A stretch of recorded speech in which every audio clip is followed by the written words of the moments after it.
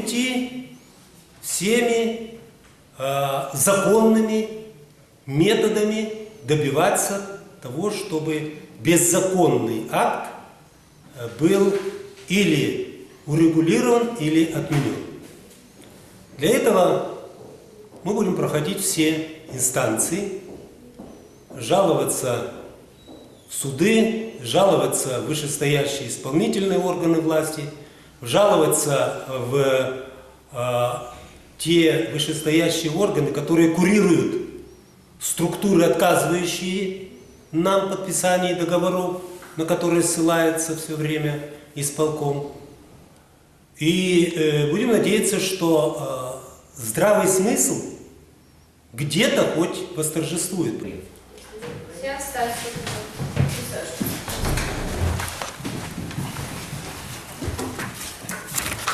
Как-то вот далеко-далеко в глубине души думал про то, что сегодня может быть сделан первый шаг навстречу защиты закона.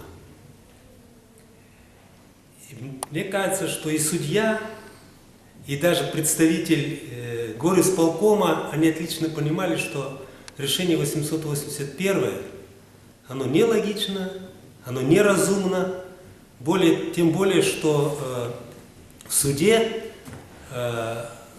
юристом Гаврутиковым были зачитаны документы, где, например, тоже УВД заявляет о том, что решение с ног на голову поставлено.